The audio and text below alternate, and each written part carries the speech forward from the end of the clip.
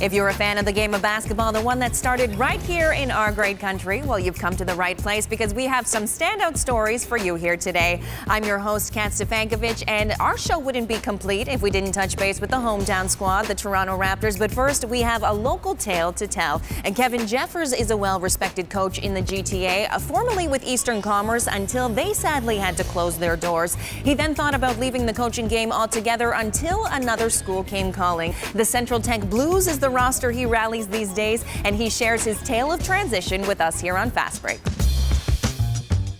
I never went to Eastern, but the family that Eastern created, you just became a part of that culture, you just became a part of the school, and it was amazing. And then when it was done, I was drained. I was emotionally drained, and I said, it's great closing for me. You know, I'm up there, got the grades to prove it, and I'm done. And then, you know, a lot of people wanted to just discuss my plans, and which was flattering, you know, but I was steadfast, and, you know, but then, you know, you had the itch, you had the urge was still there, and it was just like, hey, you know, I met with a couple people, and then, you know, met with Miss Edwards, and she's a straight shooter, and it was her vision. You know, if you look around this gym was dark, it was dungy, it was tar hanging off the ceiling and that kind of stuff. And she questioned it, like, why do we have to be in this?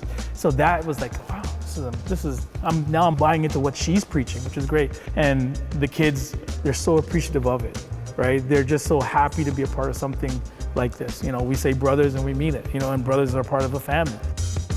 You know, the rep here, it's a stigma. It's the kind of thing that you know that you're doing an injustice if you're not what these kids are growing up. You're their mentor. You become their father, their uncle, their brother, their cousin. You become that piece without even asking it, and you welcome it and you embrace it.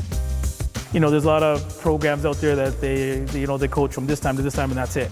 You know, and you're gonna get a late night text one time. You're gonna get the parents calling you and saying, can you please talk to my son? And if you're not doing that, people will see right through you. You know what I mean? And it's not just for me. It can't be about the X's and O's. It can't be about what win we didn't get and stuff like that. And all that, you know, the drive in you, the competitor in you wants to win everything. But my success comes from seeing their smiles, hearing their parents call me, you know, seeing them be proud of their education and showing up what they've won and stuff like that. And that just translates onto the court. Someone says it best. They said, you look at your team on paper, you don't really see it. There's no star power that punches out. And I just respond, it's because we're a team. I really like how they really pay attention to the kids. They check if we need extra help in anything from work to basketball. Like I just feel like it's a better fit for me. It's been great. Honestly, school's better. The competition is better. Mac pushes me to like try my hardest every practice. And I've got a lot better because of it. You don't come to school, you don't play. You come late, you don't play.